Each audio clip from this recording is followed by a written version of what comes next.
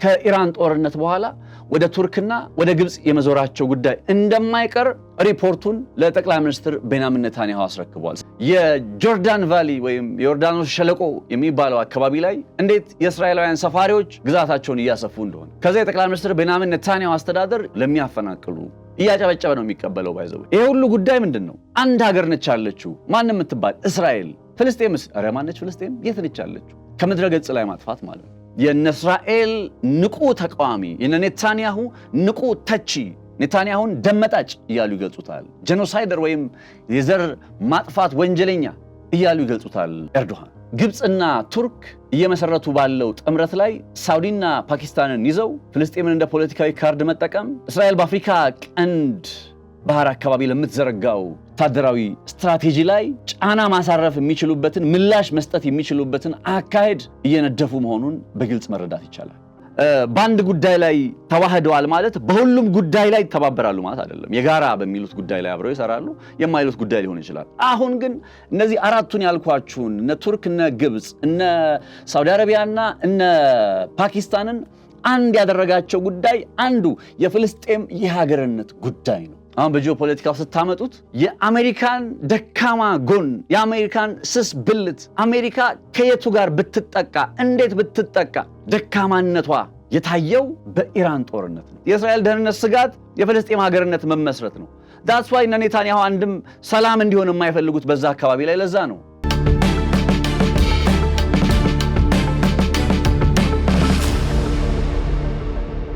የፍልስጤም የሀገርነት ጥያቄ ድጋሜ በአራት የአብዛኛው እስልምና ተከታይ የሚበዙባቸው ሀገራት አማካኝነት ተነስቷል።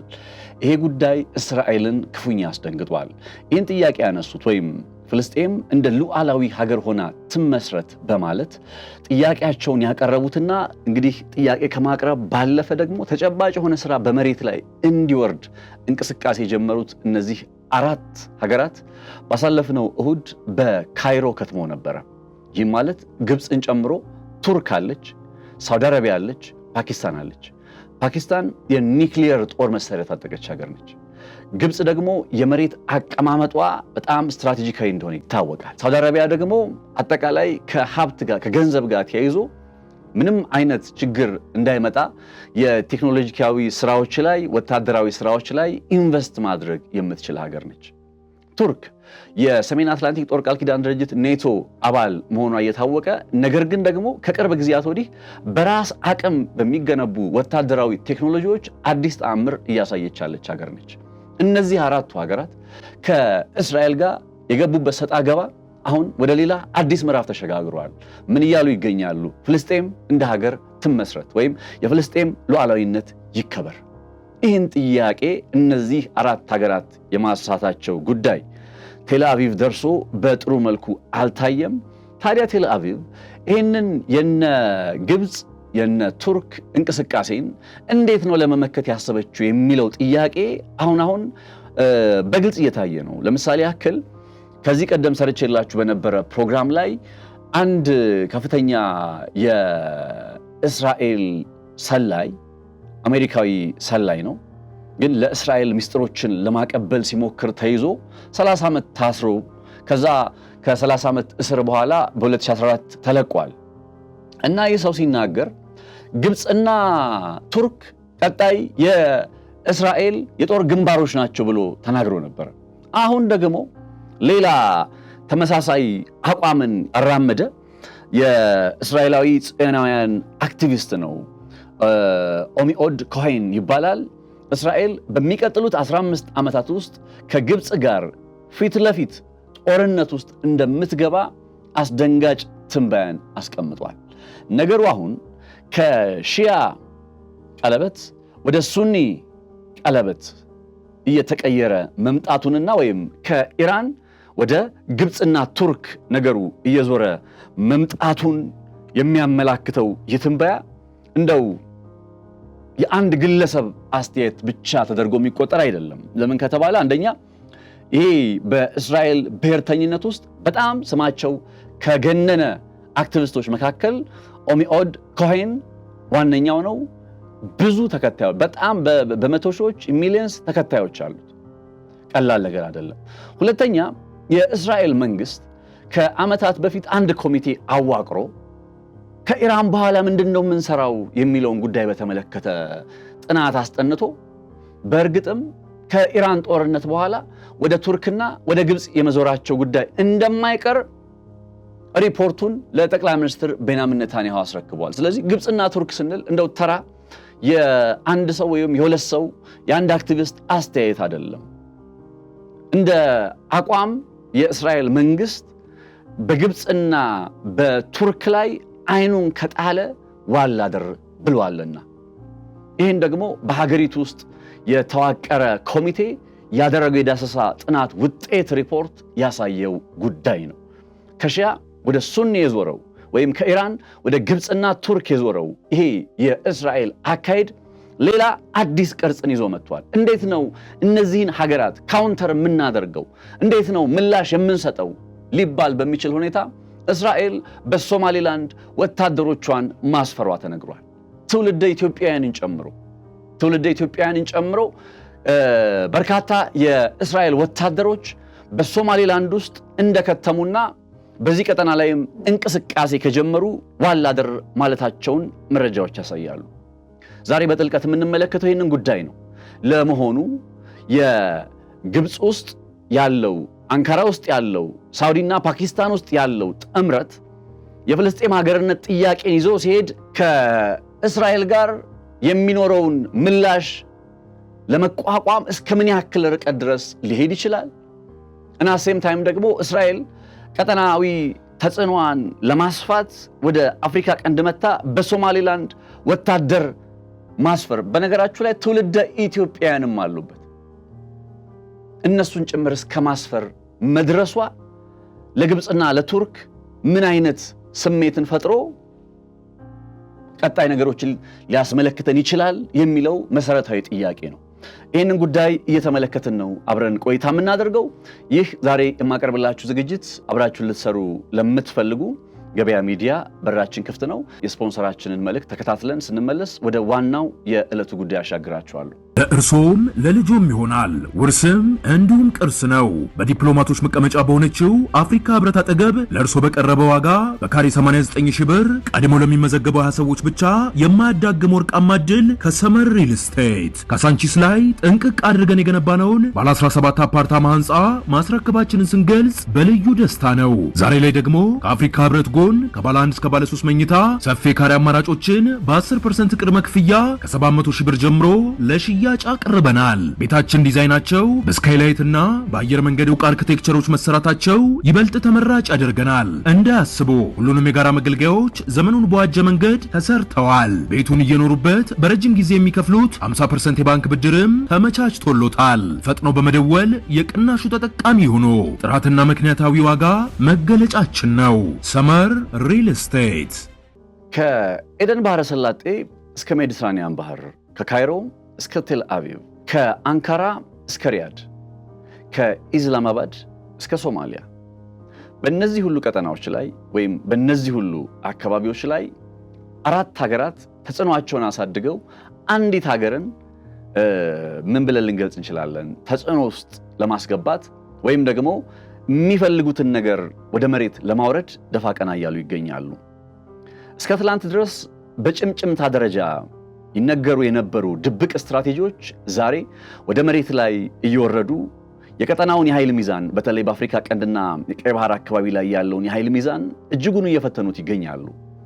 በተለይም ትውልደ ኢትዮጵያውያን ያጠቃለለ እስራኤላውያን በሶማሊላንድ ውስጥ መለቃቸውን ጥለዋል ወይም የጦር ሰፈራቸውን ገንብተዋል እየተባለ ሲወራ የነበረው ጉዳይ ምንም እንኳን የሶማሊላንድ መንግስት በጉዳዩ ላይ አስተያየት ሲሰጥ ነገሩ ሐሰት ነው ቢልም ነግራቸዋለሁ ግን ሐሰት አለመሆኑን ሊያመላክት የሚችል አይነት መረጃ ሶማሊ ጋርዲያን የተባለው የዜና ምንጭ ይዞ በወጣው ጽሑፍ ላይ ተመልክቻለሁ። በእርግጥም በዚህ ሰዓት የእስራኤል ወታደሮች በሶማሊላንድ ውስጥ ይገኛሉ። ይህንን ያረጋገጥኩበትን ትንታኔም ወይም መረጃ ወደ በኋላ ላይ ነግራቸዋለሁ። እስራኤል በሚቀጥሉት 15 ዓመታት ውስጥ ከጎረቤቷ ግብጽ ጋር የፊት ለፊት ጦርነት ውስጥ ልትገባ ትችላለች በማለት አንድ ታዋቂ የእስራኤል የአይሁድ ብሔርተኝነት አክቲቪስት ኦሚአድ ኮሄን አስተያየት መሰንዘሩ ወይም ትንበያ መስጠቱ ቀጠናውን ወደ አዲስ የጂኦፖለቲካ ትኩሳት ውስጥ እያመራ መሆኑን ከሚያመላክቱ የቅርብ ጊዜ ሁነቶች ወይም የቅርብ ጊዜ ፍንጭ ሰጪ ወይም ጠቋሚ ነገሮች መካከል እንደ አንዱ አድርገን እንመለከተዋለን። የዚህ አዲስ የጂኦፖለቲካ ፍጥጫ የሚጀምረው በግብፅ ካይሮ ነው። በቅርቡ ቱርክ፣ ግብፅና ፓኪስታን እንዲሁም ሳውዲ አረቢያ የውጭ ጉዳይ ሚኒስትሮቻቸው በካይሮ ተገናኝተው ነበር። ያው ባለፈው ሳምንት በካይሮ ይገናኛሉ ብዬ ጥንቅር ሰርቼላችሁ ነበር። በካይሮ ታዲያ የነበራቸው ስብሰባ ሲጠናቀቅ ሁለት አንኳር ሊባል የሚችሉ መግለጫዎችን አውጥተዋል። የመጀመሪያው መግለጫ ከፍልስጤም ጋር የሚገናኝ ነው። እነዚህ አራቱ ሀገራት ባይዘው አብዛኛው የሱኒ እስልምና ተከታይ የሚበዛባቸው ሀገራት ናቸው እና በመግለጫቸው ላይ ወይም በአዋጃቸው ላይ ልበለው የፍልስጤምን ሉዓላዊ ሀገርነት በጋራ እንደሚደግፉ አሳውቀዋል። የፍልስጤምን ሉዓላዊ ሀገርነት ይሄ ጉዳይ የፍልስጤም ሉዓላዊ ሀገርነት ጉዳይ በአንድም ይሁን በሌላ ከኔታንያሁ ባይናቸው ማየት ከማይፈልጉት ኢንታየርሊ ማጥፋት የሚፈልጉት የፍልስጤም አካባቢ አለ አይደለ? ዌስት ባንክ ይሏቸዋል። ጁዲያና ሰማሪያ ነው ሊሆን ይችላል እኮ ሊሆን ይችላል፣ ግን አሁን ዌስት ባንክ ነው። የአንድ እስራኤል ብቻ በዛ ቦታ ላይ ጸንታ እንድትቆይ የማድረግ የኔታንያሁ ግብ ከዚህ ቀደም በኢራን አማካኝነት ያው ሲቀርቡበት የነበሩ ትችቶች፣ ተቃውሞዎች የተለመዱ ናቸው። አሁን ግን ቱርክ፣ ግብፅ፣ ሳውዲ አረቢያና ፓኪስታን ይሄንን የፍልስጤምን ሉዓላዊ ሀገርነት ጥያቄ ማንሳታቸው እንዲህ በቀላሉ የሚታለፍ አይደለም። አንደኛ እነዚህ ሀገራት የፍልስጤምን ሉዓላዊ ሀገርነት ጥያቄ በማንሳት በእስራኤል ላይ ዲፕሎማሲያዊ ጫና ማሳደር የሚችሉበትን ካርድ እየመዘዙ ነው። ይሄኛው በተለይ በዚህ በቀይ ባህር ካለው ሶማሌላንድና ሶማሊያ ውስጥ ካለው የቱርክ የግብፅና የእስራኤል ውጥረት ጋር አብሮ የተጋመደም ተደርጎ ሊተነተን ይችላል።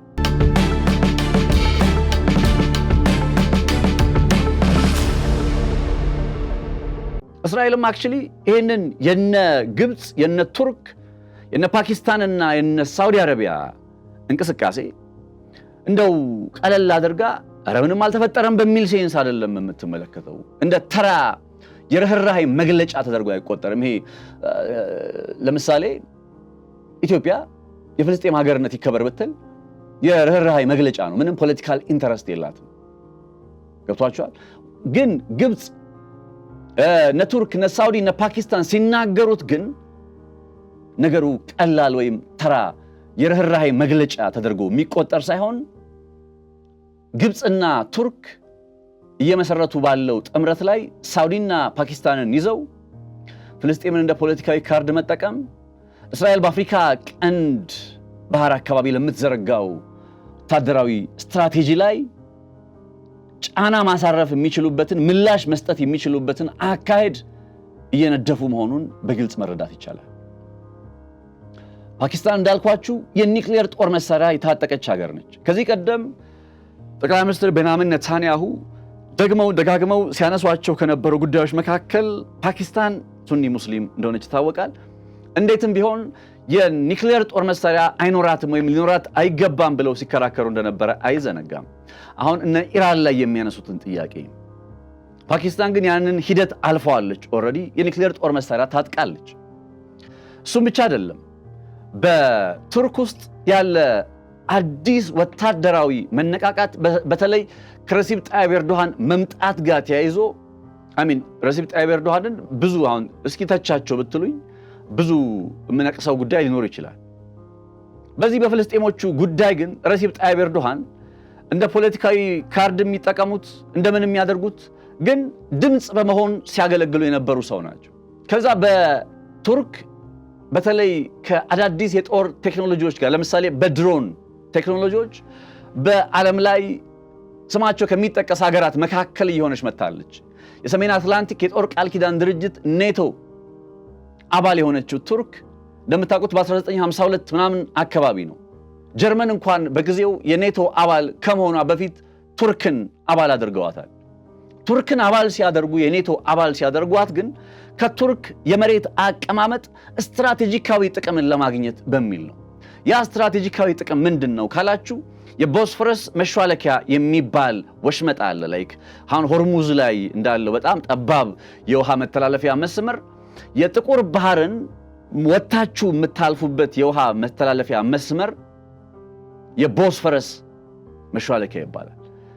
እና ሩሲያ በጥቁር ባህር ላይ ዩክሬንን የፈለገ ብትይዝ ኦዴሳን ብትይዝ እነ ክሪሚያን ብትይዝ እዛ ምስራቅ ዩክሬን ላይ ያሉ ግዛቶችን ብትይዝ ከዛ ማልዶቫ ውስጥ ያሉ አካባቢዎችን ብትይዝ እነ ጆርጂያን ብትይዝ ሩሲያ ይሄን ሁሉ ይዛ ቱርክ ግን ካልፈቀደችላት በቦስፎረስ መሿለኪያ ውስጥ ማለፍ አትችልም። ታዲያ በቀዝቃዛው ጦርነት ወቅት ላይ ዩኤስኤስአር እና ዩኤስኤ በነበራቸው የፖለቲካ ግድድር ቱርክን የኔቶ አባል ማድረግ 1952 ላይ በሌላ ቋንቋ በጥቁር ባህር በኩል ራሽያን እንደ መዝጋት ይቆጠራል። ለዛ ምክንያት ነው ያስገቧት እንጂ ቱርክን ሌላ ምንም ነገር ሆኖ አልነበረም በጊዜው።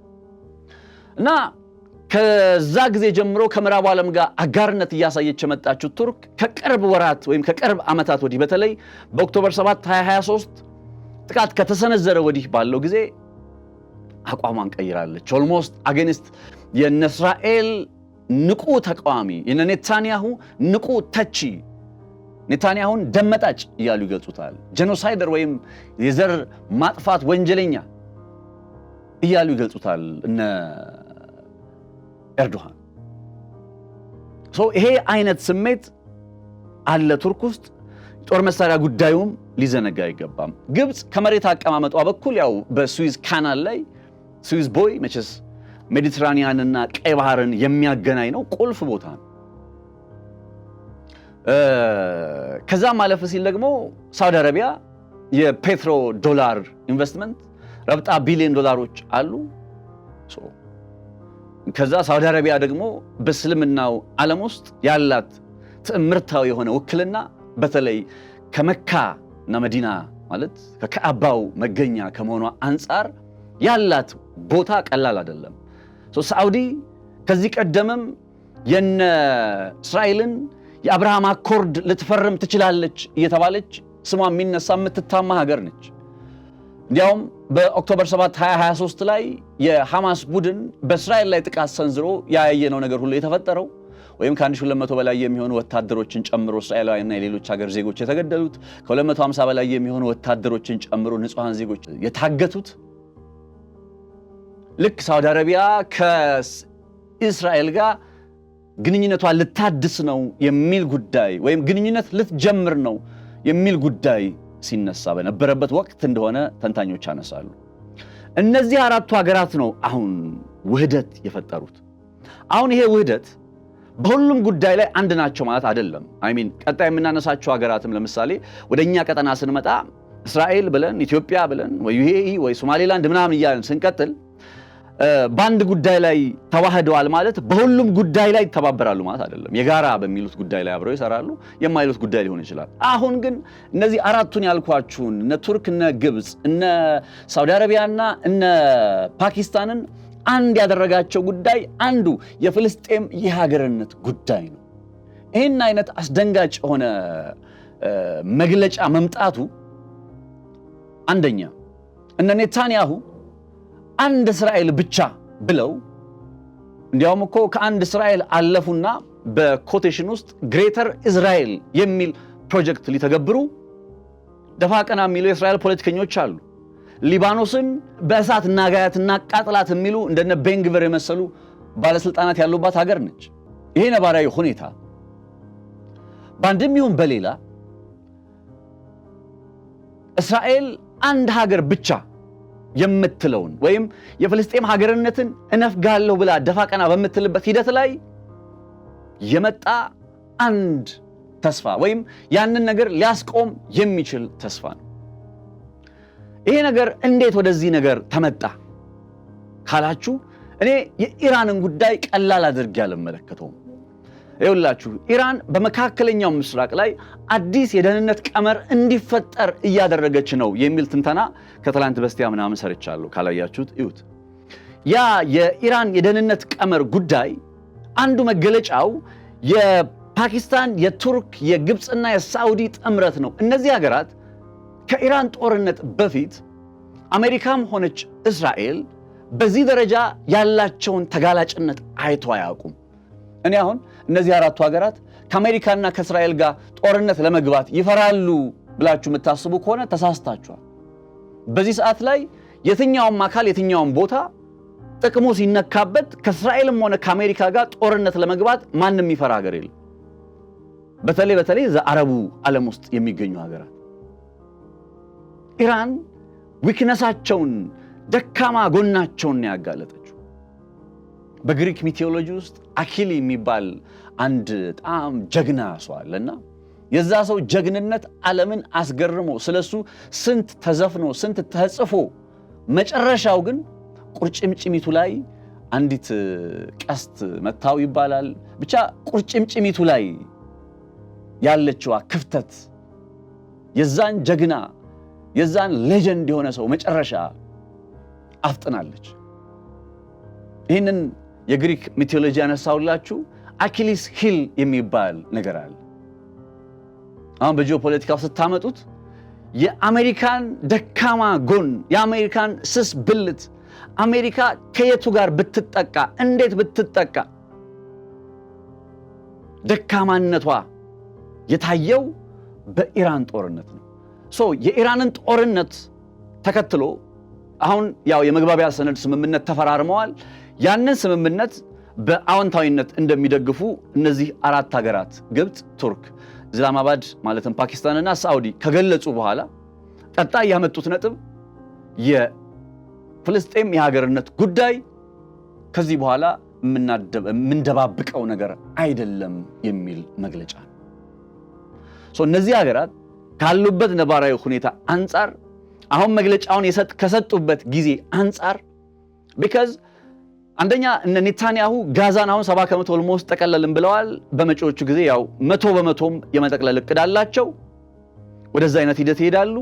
በዌስት ባንክ ውስጥ ባለፈው የአምነስቲ ኢንተርናሽናል ይዞ በወጣው ዘገባ የዘር ማጽዳት እየተፈጸመ ነው፣ የኔታንያሁ አስተዳደር የዘር ማጥፋት ወንጀልን እየፈጸመ ነው ሲል በይፋ የገለጸው ሪፖርት አለ። እነ እስራኤል ወይም እነ ኔታንያሁ በዚህ ሰዓት ላይ ጋዛን እንዲሁም ዌስት ባንክን ሙሉ በሙሉ ወደ ግዛታቸው አስገብተው የመጠቅለል ሂደቱን ማርሽ አስገብተዋል። በጣም በአምስተኛ ማርሽ ላይ ነው እየበረሩ የሚገኙት። በጣም ፍጥነት ላይ ናቸው። ለንደን ውስጥ ከሰሞኑ አሁን አዲስ በዌስት ባንክ አካባቢ ለሚሰሩ ሪል ስቴቶች የሪል ስቴት ኤክስፖ ነበረ። በለንደን በጣም ብዙ ተቃውሞና ክርክር የተነሳበት እና እንዲህ አይነት ፍጥነት አለ አሁን ዌስት ባንክና ጋዛን የመቆጣጠር። በዚህ ፍጥነት እስራኤል ስትገሰግስ አሁን በተቃራኒ ወገን እነዚህ አራት ሀገራት ይዘውት የመጡ አቋም ቀላል አይደለም። እነዚህ ሀገራት ምን ሊያስከትሉ ይችላሉ ወይም ወዴት ነገሩን ካከረሩት ወዴት ሊወስዱት ይችላሉ ከተባለ በእስራኤል በኩል ያለው መነጽር ስንመለከት ነገሩ ወዴት ሊያመራ እንደሚችል በግልጽ ይገባናል። ካፍታ ቆይታ በኋላ ልመለስ።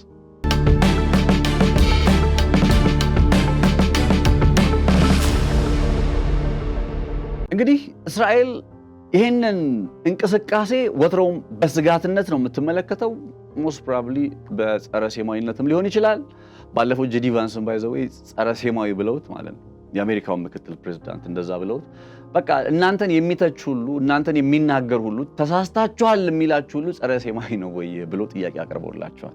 ኤኒዌይ አሁን በእስራኤል በኩል እንደዚህ አይነት ስያሜዎችን መስጠታቸው ወይም እስራኤል የህልውና አደጋ ውስጥ ገባች፣ ከበባ ውስጥ ገባች፣ እንደዚህ የሚል ነገር ጥያቄ ማንሳታቸው አይቀርም። ከበባ ውስጥ ገብተናል እያሉ ነው። አሁን ከሺያ ቀለበት ወደ ሱኒ ቀለበት ዞረብን ነገሩ ሲሉ ድሮ ኢራን ይዛ ስቲል አለች። ኢራን እነ ሂዝቦላ እና ሀውቲን ምናምን ይዛ ያነበራት አክሲስ ኦፍ ሬዚስታንስ አለ። ያ የሺያ ነው። አሁን ደግሞ ሱኒዎቹ እነ ሳውዲ፣ እነ ፓኪስታን፣ እነ ቱርክና እነ ግብፅ ይዘውት የመጡት ጉዳይ አለ ነው።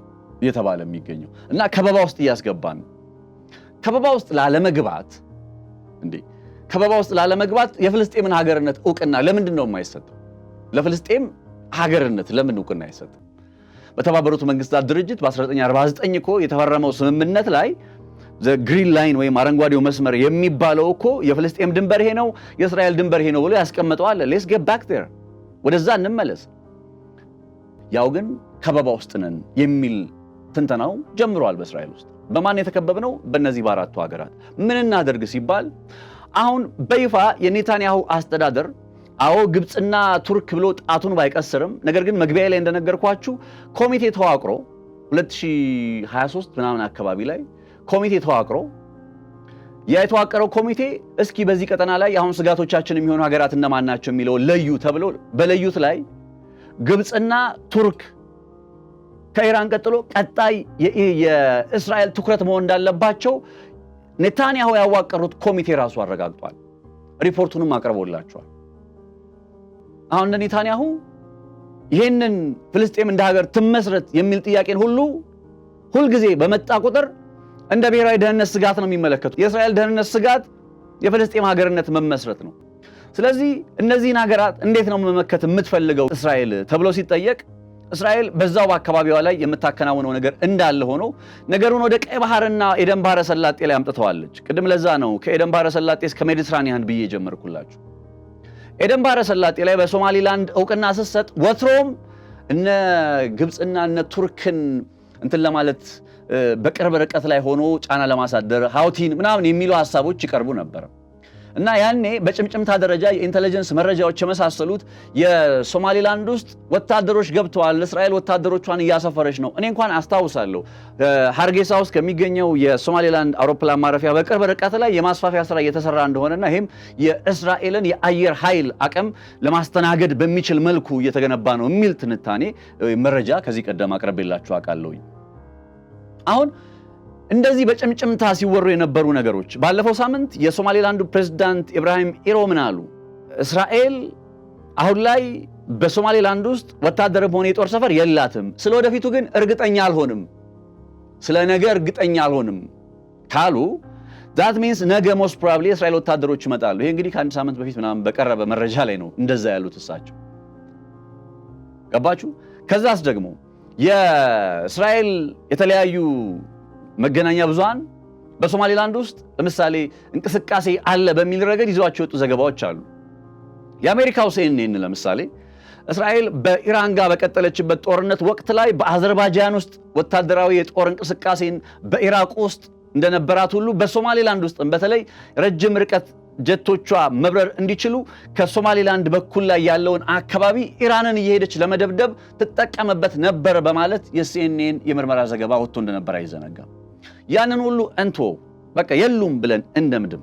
ከዛ በቀጥታ የምንሄደው የት መሰላችሁ? ሶማሌ ጋርዲያን የሚለው የዜና ምንጭ ላይ ነው የምንሄደው።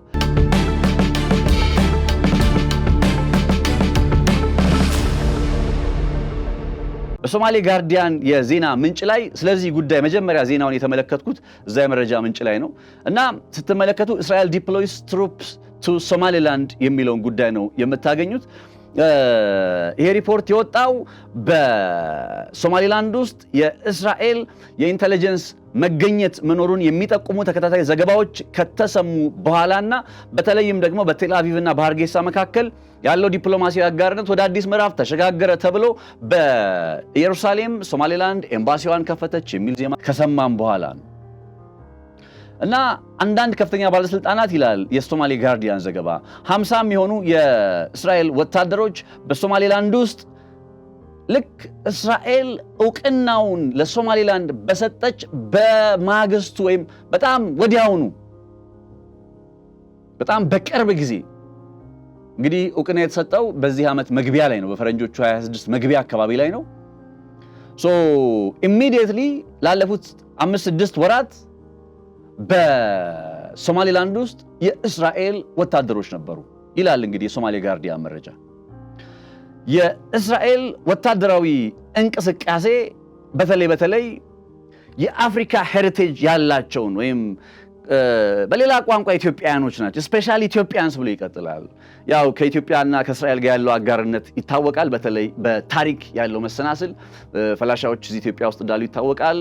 በዘመቻ ሙሴ፣ ዘመቻ ሰለሞን እንዲህ የተባለ በጣም በሺዎች በመቶ ሺዎች የሚሆኑ ፈላሻዎች ወደ እስራኤል እንደተወሰዱ ይታወቃል። እንግዲህ ከተካሄዱ በኋላ አንደኛው የነዛ ኢትዮጵያውያን ፈላሻዎች እጣ ፈንታ ከሆኑ ጉዳዮች መካከል አንዱ በእስራኤል መከላከያ ኃይል ውስጥ መጠቃለል የሚለው ጉዳይ ነው። በነገራችን ላይ አሁንም ይህንኑ አይነት እንቅስቃሴ ለማስፈጸም በሚል በህንድ የሚገኙ እስራኤላውያኖች ወይም አይሁዶች አሉ ተብሎ የአይሁድ እምነትን እየተቀበሉ ከህንድ ወደ እስራኤል መምጣት ጀምረዋል። ኢትዮጵያ ላይ ብቻ አይደለም ለማለት ያክል ነው። አሁን በቅርብ በዚህ ሰዓት እንኳን ከህንድ እየተከናወነ ነው ነገሩ እና አሁን ግን በሶማሌላንድ በአፍሪካ ቀንድ እኛ ባለንበት አካባቢ ላይ በሚደረግ ወታደራዊ እንቅስቃሴ ላይ የኢትዮጵያ የጀርባ ምን እንበለው የጀርባ አጥንት እንበለው እንግዲህ ኢትዮጵያውያን ደም ያለባቸውን ወታደሮች ወደዚህ ቀጠና ላይ እየላከች ስለመሆኑ ይገልጻል።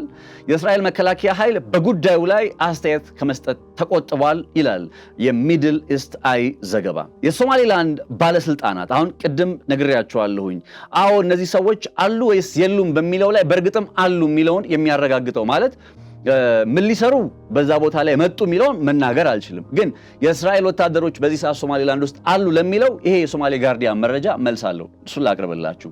የሶማሌላንድ ባለስልጣናት በጉዳዩ ላይ መልስ ለመስጠት ተቆጥበዋል ካለ በኋላ ሶማሌላንዱ መከላከያ ሚኒስትር መሐመድ የሱፍ አሊ አሁን የእስራኤል ወታደሮች በዚህ በሶማሌላንድ ውስጥ ገብተዋል የሚለውን ሪፖርት ካጣጣለው በኋላ Israel has no base in Somaliland ካለ በኋላ however he confirmed ongoing cooperation between two sides, adding Israel is helping Somaliland. They are supporting us by training some of our police and military. የእስራኤል ይፋዊ በሆነ መልኩ ወታደሮቿን በሶማሌላንድ አስፈራለች በሚለው ጉዳይ ላይ የለም ካለ በኋላ ነገር ግን በእስራኤልና በሶማሌላንድ መካከል እያደገ በመጣ ግንኙነት ትብብር ሳቢያ they are supporting us by training ስልጠና በመስጠትና ለኛ የፖሊስ አባላት ስልጠና በመስጠት እንዲሁም ለወታደሮቻችን ስልጠና በመስጠት እየረዱን ይገኛሉ። ስልጠና መቼስ ቴል አቪቭ ላይ ቁጭ ብለው በስካይፕ አይደለም የሚሰጣጡት ገብቷቸዋል። ሞስት ፕሮባብሊ ስልጠና የሚሰጡ ከሆነ የት መተው ነው? ሶማሌላንድ ውስጥ መተው ነው። የእስራኤል ወታደሮች የታሉ ማለት ነው? ስልጠና ለመስጠት የሶማሌላንድ ፖሊሶችንም ሆነ ወይም የሶማሌላንድ ወታደሮችን ስልጠና ለመስጠት የእስራኤል ወታደሮች በየት ከትመዋል? በሶማሌላንድ ከትመዋል። ይህን ያለው ነፃነት ላቀው ሳይሆን የሶማሌላንዱ መከላከያ ሚኒስትር መሐመድ የሱፍ አሊ ናቸው። አይዊሽ ይሄ ጉዳይ ማለት ለኢትዮጵያ ምን ማለት ነው በሚለው ላይ በቀጣይ ጥንቅር ወደ እናንተ ይዤ የመጣው ነጥብ ይኖራል። ይህንን ግን እንድታቁት ያክል ነው፣ እንደመነሻ አድርጋችሁ ቁጠሩት። በአራቱ ሀገራት መካከል የተጀመረውን እንቅስቃሴ ለመቋቋም በግብፅ፣ በቱርክ፣ በሳዑዲና በፓኪስታን እንግዲህ ለፍልስጤም ሀገርነት እውቅና እንስጥ የሚል አይነት አቋም መጥቷል። ያንን ለመቋቋም እስራኤል ተጽዕኖዋን እያሰፋች ስትመጣ አሁን ወደ አፍሪካ ቀንድ ላይ ደርሳ ወታደሮችን ያው የሶማሌላንድ ወታደሮችን ለማሰልጠን ነው ቢባልም ነገር ግን መካድ የማንችለው ነገር የእስራኤል ወታደሮች በሶማሌላንድ ይገኛሉ። ይሄ ጉዳይ ለእስራኤል ምናልባት ለቱርክን እና ግብፅን መቋቋም ሊሆን ይችላል፣ ለኢትዮጵያስ ምን ማለት ነው የሚለውን ጉዳይ ካለን ሰዓት አንጻር እዚህ ጋር ለመክታት ተገድጃለሁ። በቀጣይ ግን ሌሎች መረጃዎችን በማካከል ይሄ የእስራኤል ወታደሮች በሶማሌላንድ የመገኘታቸው ጉዳይ ኢቭን ኢትዮጵያዊ መሆናቸው ከኢትዮጵያዊ ባክግራውንድ አላቸው መባሉ ከአካባቢው ባህል ጋር ይቀራረባሉ፣ መልካቸውም ብዙ አይራራቅም፣ ስለዚህ ብዙ አይጠረጠሩም ተብሎ ሊሆን ይችላል። ገብቷችኋል? እነዚህ ጉዳዮችን በማከል በቀጣይ ጥንቅር ወደ እናንተ ማደርሰው መርሃ ግብር ይኖረኛል። አብራችሁ ስለነበራችሁ ከልብ አመሰግናለሁኝ። ነፃነት ላቀው ነበርኩኝ በገበያ ፖድካስት። እናንተም ደግሞ ስለተከታተላችሁንና አብራችሁን ስለነበራችሁ ሀሳብ አስተያየቶቻችሁን እየሰጣችሁን ቤተሰብነታችሁ ስለተጠናከረ ከልብ እያመሰገንን በቀጣይ ጥንቅር ወደ እናንተ እንዲሁ ሌሎች ጉዳዮችን ይዘን እንመጣለን። መልካም ቆይታ ይሆንላችሁ። ለእርሶም ለልጆም ይሆናል። ውርስም እንዲሁም ቅርስ ነው። በዲፕሎማቶች መቀመጫ በሆነችው አፍሪካ ህብረት አጠገብ ለእርሶ በቀረበ ዋጋ በካሬ 89 ሺህ ብር ቀድሞ ለሚመዘገበው 20 ሰዎች ብቻ የማያዳግም ወርቃማ ዕድል ከሰመር ሪል ስቴት ካሳንቺስ ላይ ጥንቅቅ አድርገን የገነባነውን ባለ 17 አፓርታማ ህንፃ ማስረከባችንን ስንገልጽ በልዩ ደስታ ነው። ዛሬ ላይ ደግሞ ከአፍሪካ ህብረት ጎን ከባለ 1 እስከ ባለ 3 መኝታ ሰፊ ካሬ አማራጮችን በ10% ቅድመ ክፍያ ከ700 ሺህ ብር ጀምሮ ለሽያጭ አቅርበናል። ቤታችን ዲዛይናቸው በስካይላይት እና በአየር መንገድ ዕውቅ አርኪቴክቸሮች መሰራታቸው ይበልጥ ተመራጭ ያደርገናል። እንዳያስቡ ሁሉንም የጋራ መገልገያዎች ዘመኑን በዋጀ መንገድ ተሰርተዋል። ቤቱን እየኖሩበት በረጅም ጊዜ የሚከፍሉት 50% የባንክ ብድርም ተመቻችቶሎታል። ፈጥኖ በመደወል የቅናሹ ተጠቃሚ ሆኖ ጥራትና ምክንያታዊ ዋጋ መገለጫችን ነው። ሰመር ሪል ስቴት